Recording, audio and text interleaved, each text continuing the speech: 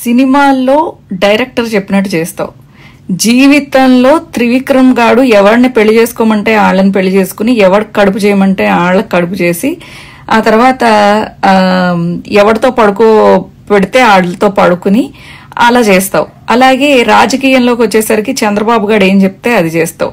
రేపొద్దున ఎంపీగా పార్టిసిపేట్ చేయాలంటే అమిత్ షానో లేకపోతే ఇంకొకళ్ళో చెప్పింది చేస్తాను అని అంటావు. పోని నిన్ను నమ్ముకున్న ఆ రాయపాటి అరుణకు గాని, లేకపోతే ఆ లాయర్ రజనీకి గాని, లేకపోతే నీ కోసం పనిచేసిన ఎమ్మెల్యే క్యాండిడేట్స్ గా జనసేనలో నిలదొక్కుందాం అనుకున్న వాళ్ళకి గాని నువ్వు న్యాయం చేయవు. ఎంతసేపు నీ ప్యాకేజు నువ్వు తప్ప ఏ రోజైనా కనీసం నీ దగ్గర ఉన్న ఆ నాగబాబుకి గాని లేకపోతే ఎవ్వరికి న్యాయం చేయవు. ఆ నాదెండ్లగాడి చేతిలో నువ్వు ఒక బలిపాసు అవుతున్నావు. అండ్ ఆల్సో చంద్రబాబు నాయుడు నిన్ను గెలవనివ్వడు, గుర్తుపెట్టుకో.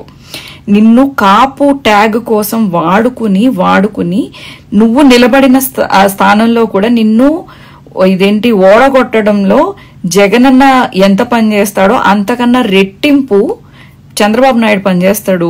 పీకే, నువ్వు మళ్ళీ బలిపశువు అవుతున్నావు, చూసుకో. అండ్ ఆల్సో నీ నిలకడలేని మనస్తత్వం వలన, అలాగే నీ కనీసం నీ వాళ్ళని నువ్వు అన్యాయం చేసుకుని, నీకు నువ్వు అన్యాయం చేసుకుని, నీకున్న ఏదో కొంచెమన్నా నీకు జనాలకి ఏదైనా చెయ్యాలి అనే తాపత్రయం ఉండుంటే నువ్వు నిజంగా ఇంత దారుణంగా వ్యక్తిత్వాన్ని చంపుకుని, నీ క్యారెక్టర్ని నువ్వు చంపుకుని, అసలు కొన్ని అలవాట్ల కోసం, కొన్ని నీకున్న బలహీనమైన ఒక అవలక్షణాలు లేకపోతే దుర్గుణాల కోసం నీకున్న మంచి లక్షణాలు కూడా పోయి, నువ్వు వాటి మైకంలో పడిపోయి, వాటికి లొంగిపోయి, ఆ చెడు అలవాట్లకి నువ్వు ఈరోజు నీ పార్టీని బలి తీసుకోవడంతో పాటు నీ కెరియర్ను కూడా బలి తీసుకుంటున్నావు.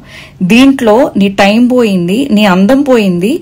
అండ్ ఆల్సో నువ్వు రేపొద్దున హీరోగా కూడా చేసుకోలేవు. ఓ పావ్లా, నీ మీద జాలితో చెప్తున్నా. నీ అన్ని నువ్వు వినుకుంటే విను, లేకపోతే ఇప్పటికైనా బయటికి వెళ్ళిపోయి సినిమాలు చేసుకో, బెటర్. ఈ ప్యాకేజ్లేయో తీసుకుని పక్కకి వెళ్ళిపో.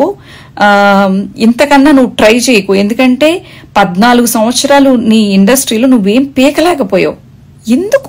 ఎందుకు ఇంతమంది నువ్వు బలి తీసుకున్నావు? నీ జనసేన వాళ్ళందరూ బలి నీకు. Shame on you.